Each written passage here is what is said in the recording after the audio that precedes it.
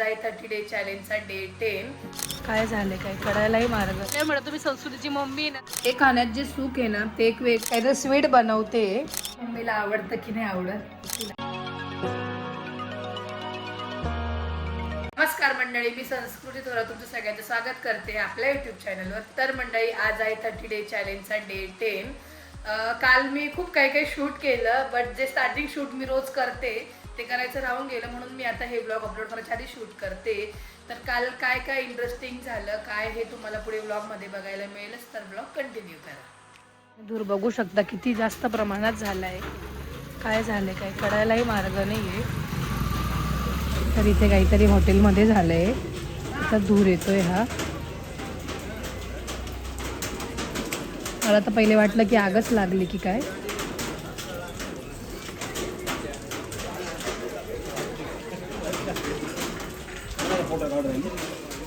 ते तिथे काय लागला बॉ, असं आग लागली का काय, काय झालं. त्या दूर कसला येतोय हा लाकडी ग लाकडी. हा का, म्हणून. तर मंडळी असं काही झालं नाहीये, धूर काही आग वगैरे नाही लागली आहे. ते काहीतरी तिथे जाळलं त्यांनी, त्याच्यामुळे एवढा धूर झाला.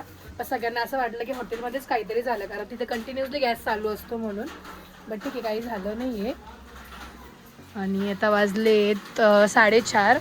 आज मम्मी लग्नाला गेली आहे आणि आज काका पण नाही आले. आज मी एकटीच आहे इथे दुकानात. काका असतात, राजू काका, ते येतात सोडलं, त्याच्यामुळे एवढं काही वाटत नाही. टाईम तेव्हाच निघून जातो. राजू काका म्हणजे आकाशच्या दादाचे पप्पा, हुईज आकाश ज्याला तुम्ही म्हणतात किंवा ओळखतात, त्याचे पप्पा ते असतात, त्याच्यामुळे ते सोडायला पण येतात जेवायला वगैरे. आणि ऑलमोस्ट आता पाऊस थांबला नाही, तर कंटिन्युअसली पाऊस चालू आहे सुरगाण्याला पण. जसं नाशिकला रेड अलर्ट दिलं आहे तसं सुरगाण्याला पण दिलं आहे. खूप पाऊस आहे, बट एवढंच आहे की जसं नाशिकला पूर वगैरे येतो तसं इकडे काही येत नाही. इकडे सगळं पाणी जे काही आहे ते वाहून जातं. आणि नाशिकपेक्षा सुरगाण्यामध्ये सगळ्यात जास्त पाऊस पडतो. जेवढा नाशिकमध्ये त्याचे डबल पाऊस सुरगाण्यात पडतो. पण सुरगाण्यात कधीच असं पाणी वगैरे साचत नाही, सगळं पाणी वाहूनच जातं. आणि इकडे खूप ओलावा असतो, जेवढा शहरात नाशिकमध्ये नसतो तेवढा इकडे ओलावा खूप असतो. पण काही असो तरी पण मला पावसाळा खूप आवडतो. सो आता मी थोड्या आवरते दुकानात आणि मग फ्रेश व्हायला घरी गेली की तुम्हाला गेले होते. मी फ्रेश झाले आणि दुकानात आले. थोडा वेळ झाला, मम्मी पण आली. आणि मम्मी ती लग्नाला गेली होती, तर लग्नाला काय झालं कसं काय ते सगळं काही सांगते. आणि मम्मीने आता एक गोष्ट सांगितली मला की तिला एवढ्या बाया भेटल्या तिथे लग्नामध्ये, म्हणजे ज्यांना ती ओळखत पण नाही, त्या सगळ्या बाया मम्मीला म्हणत तुम्ही संस्कृतीची मम्मी ना, तुम्ही संस्कृतीची मम्मी ना, चंचलची मम्मी ना, आम्ही तिचे ब्लॉग बघतो ना. अजून काय काय बोलले. खूप छान वाटलं बाबा, हा ब्लॉग टाकायची. हा हा सुंदर वाटतात हो का, असं म्हणत होते का. तर मम्मीला एवढं भारी वाटलं ना. आणि मम्मीला पण ब्लॉगिंगची खूप जास्त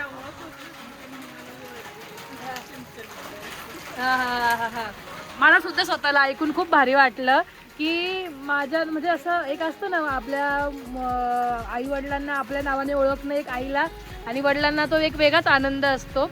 आणि तसंच पप्पांना पण होता, पप्पांना पण खूप आनंद व्हायचा. तर त्यांना असं कोणी बोललं ना आम्ही व्हिडिओ बघतो किंवा काय, ते दुकानात पण कोणी असं आलं सबस्क्रायबर तरी त्यांना पण खूप भारी वाटायचं. आणि ते नेहमी म्हणायचे व्हिडिओ बनव. आणि मम्मीला पण तशीच आवड आहे, मम्मीला पण खूप आवड आहे. मम्मी कुठे पण गेली, तिला कोणी पण भेटतं ती सांगते तिच्या चॅनलला सबस्क्राईब करा, तिचे ब्लॉग बघा, माझी मुलगी असं करते. म्हणजे तुम्हाला एक याच्यातून सांगण्याचा बोध असा आहे माझा की तुमच्या घरी जर तुम्हाला सपोर्ट जर असेल ना, तुम्ही कुठेही जाऊ शकतात आणि तुम्ही काहीही करू शकता. जसं नेल आर्टच्या बाबतीत पण झालं, मला सगळ्यांनी सपोर्ट केला, जसं मम्मी झाली, पप्पा झालं किंवा दीदी जिजून ते झालं. जर तुम्हाला घरचा सपोर्ट असेल तर तुम्ही कुठल्याही जगाच्या कुठल्या पण टोकावर जाऊ शकतात. आणि मायराचे पण ब्लॉग बघता. हो का. हा समाधान वाटलं. तुम्ही बघितले नव्हते ते पण लोक बोलायला आले, ओळख पण माझी दिसते. मला खूप आनंद वाटलं. चंचलची मम्मी, मायराची आजी हे म्हटलं म्हणजे मला खूप आनंद वाटला. ते एक वेगळाच आनंद असतो तो. आणि वेगळ्या लोकांना तुम्ही पहिल्यांदा गेली. हा आमच्या गावातलं एक लग्न होतं, त्याच्यासाठी मम्मी गेली होती. मोस्टली मम्मी कधी असं लग्नांना नाही गेली गावातल्या, पप्पाच जायचे मोस्ट ऑफ लग्नांना. आणि जसं पप्पांचं झालं तसं 1 वर्ष तर मम्मी कुठल्याच लग्नाला गेली नाही.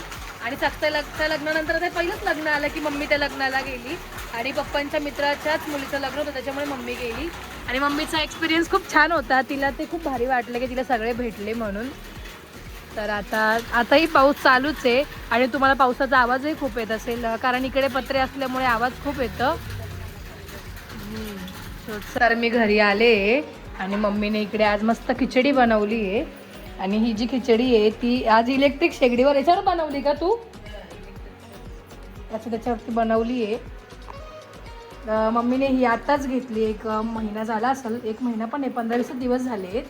आणि याचा खूप उपयोग होतोय तिला, म्हणजे जेणेकरून गॅस पण वाचतो तिचा, कारण की इकडे गॅस टाकीचा फार प्रॉब्लेम आहे खेड्यांवरती, लवकर गॅस टाक्या भेटत नाही त्यामुळे तिने घेतलं हे. तर बस पापड भाजते आणि तुमच्यासोबत मी आज एक रेसिपी शेअर करणार आहे. कुठली रेसिपी शेअर करणार आहे आता, त्याच्या आधी मी जेवण करते आणि त्यानंतरच दाखवते. हे खाण्यात जे सुख आहे ना ते एक वेगळंच आहे. आमचं हे एक कम्फर्ट फूड आहे खिचडी. काही लोकांचं वरण भात, जसं मुंबईच्या लोकांना मोस्टली वरण भात आवडतं, जसं आमच्याकडे खिचडी आहे. खानदेशमध्ये जी खिचडी खूप जास्त प्रमाणात केली जाते, आमच्याकडे खूप नाही करत, पण असं काही नसलं ते पटकन खिचडीच बनवतात. मस्त झालं आहे माझं आणि मी आता काहीतरी स्वीट रेसिपी बनवते. तर ती स्वीट रेसिपी म्हटलं जेवण झाल्यानंतरच खायला मजा येते, म्हणून म्हटलं आता जेवण झाल्यावरच बनवू. तर ब्रेड उरले होते घरी, काल ब्रेड आणले होते सँडविचसाठी, तर ते होते. आणि दूध पण एक्स्ट्राचं उरलेलं होतं. म्हटलं आपण काय म्हणतात ना ते शाही तुकडा म्हणा, किंवा मग थोडीशी माझ्या पण काहीतरी रेसिपी डोक्यात आहे, तर ते मिळून मिक्स करून काहीतरी रेसिपी बनवू म्हटलं. त्याच्यापासून बनवते, सोपी आणि इझी, कमी सामानात बनवली जाईल अशी मी काहीतरी बनवते रेसिपी. तर इथे मी ब्रेड घेतले आणि बदाम घेतले मम्मीकडे, तर ते आहेत चिरलेले, ती म्हणते कट केलेले. आणि इकडे हे घेतली कस्टर्ड पावडर, दुधाला थिकनेस येण्यासाठी. तुम्ही याच्याऐवजी दूध पावडरही टाकू शकतात, मिल्क पावडर. आणि इकडे तूप घेतलं आहे आणि इकडे दूध. तर आता मी ते बनवते, सो तुम्हाला दाखवते कसं बनवते ते.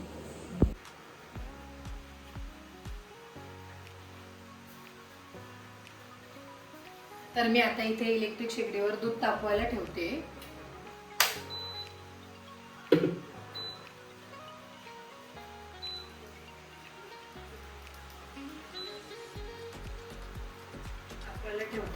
आणि त्याचबरोबर त्याच वेळेला मी इकडे मला हे जे ब्रेड आहे हे थोडे क्रिस्पी हवे होते. मी हे तव्यावर फ्राय करून पण करू शकते, पण थोडंसं क्रिस्पीनेस जो असतो ना तो आणण्यासाठी मी हे तव्यावरतीच फ्राय करते, जेणेकरून ते पटकन होतील.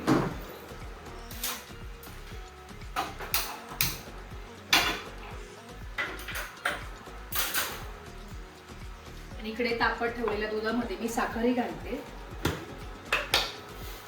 ही मी माझ्या पद्धतीने बनवते, त्याच्यामुळे काही लोक नंतर पण घालत असतील साखर किंवा आधी पण घालत असतील. खूप गोड पण नकोय मला, मीडियमच हवंय. त्यामुळे असं काही ठरलं नव्हतं आज काय असं ब्लॉग वगैरे बनवायचं, बट आता ते बनवणार होते, म्हणजे तुमच्यासोबतही शेअर करावं म्हणून मग ते तुम्हालाही दाखवते मी कसं बनवते.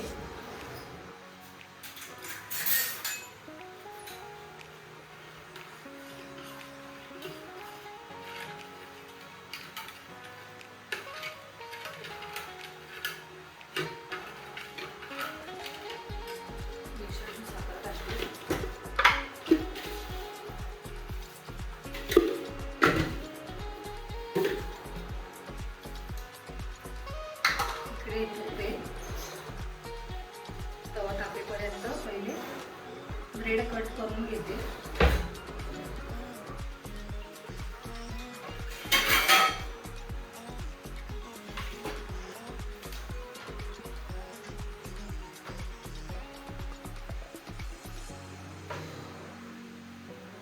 याला शाही तुकडा पण म्हणतात आणि कोणी स्वीट ब्रेड म्हणतात, बरंच काही काही नावं पण आहे याचे.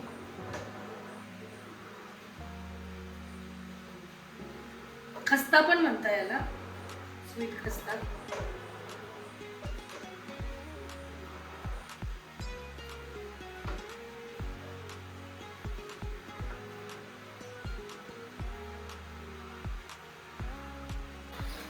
तवा पण तापला आहे, यावरती तूप घालते. थोडं जास्तच तूप घालते कारण की ते जे ब्रेड आहे ते प्रॉपर असे क्रिस्पी झाले पाहिजे.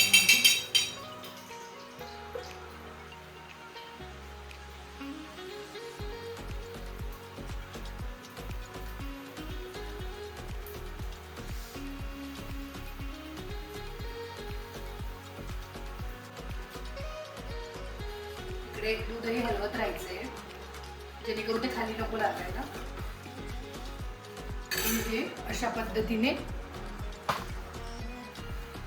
ब्रेड क्रिस्पी करून घ्यायचे.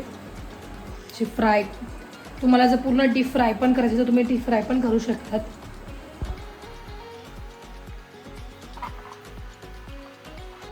तर इथे माझे ब्रेड पण फ्राय करून झाले आहेत आणि एकदम असे क्रिस्पी झाले आहेत. क्रिस्पी दाखवते, बघू शकता, आवाज पण येते. तरी पण मी एकदा हे सगळे फ्राय झाले की पुन्हा एकदा याच्यावर तव्यावर ठेवते जेणेकरून ते क्रिस्पी राहतील. आणि इकडे माझं जे दूध ठेवलेलं होतं ते पण असं गरम होत आलंय, उकळलंय.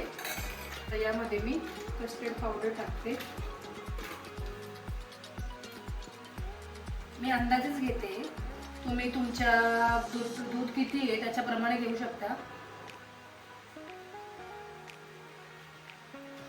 जे गरम दूध आहे तेच टाकते. तुम्हाला पाणी टाकायचं तर पाणी टाकू शकतात, पण दूध टाकलं तरी चालेल. चांगलं मिक्स करून घ्यायचं अशा पद्धतीने.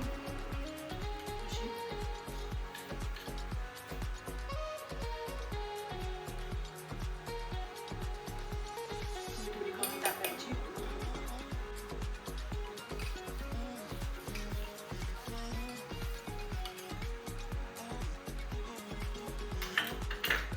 पण तुम्ही बघू शकता सगळे झालंय.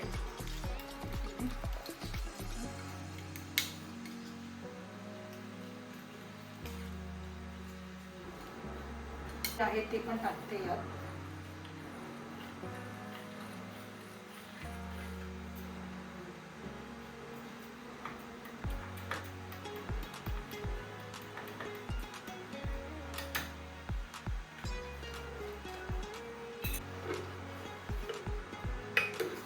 आणि ते काय म्हणतात, कस्टर्ड पावडर येल्लो होतं त्याच्यामुळे दूधही येल्लो झाले, बघू शकतात. तर जे हे दूध होतं हे उकळवून झालंय. थोडंफार याच्यामध्ये ते जे मी टाकलं होतं कस्टर्ड पावडर त्याचे काय म्हणतात ना, ते थोडे हे थिक राहिले आहेत. पण मला असं वाटतं ते साय आहे त्याच्यामुळे ते तसं वाटतंय. पण भरपूर बऱ्यापैकी थिक झालं आहे आणि ते थंड झालं की अजून थिक होईल. दूध जे आहे ते ऑलमोस्ट थंड झालं आहे, थोडंसंच गरम आहे. आता पावसाचं थोडं गरम पण छान वाटतं म्हणून म्हटलं. आता हे जे बनवले होते क्रिस्पीवाले ब्रेड्स फ्राय केलेले ते आता मी यात टाकते.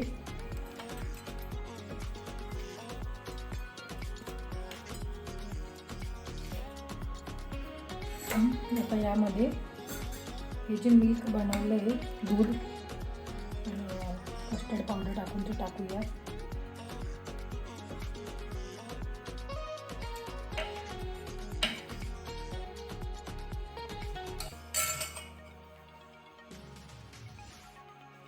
मी यात वरतून बदाम गार्निश करते. तुम्हाला ऑप्शन आहे, तुम्हाला पिस्ता वगैरे जे काही टाकायचं ते टाकू शकता. इथे एवढं काही अवेलेबल नव्हतं, जे होतं तेच टाकते मी यात. अशा पद्धतीने छान असं रेडी झालं. आता हे बघ, मम्मीला टेस्ट करायला देऊ, मम्मीला कसं आवडतं. या मम्मीला आवडतं की नाही आवडत तिला टेस्ट करायला देऊ. मम्मी तर तू टेस्ट खाऊ मग. छान पण झालं.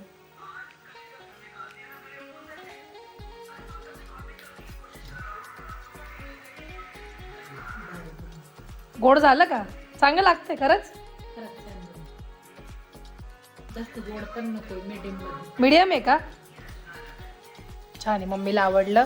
आता मी पण टेस्ट करून बघते, माझ्यासाठी पण एक डिश बनवते. तर मी पण टेस्ट करून बघते कसं झालंय.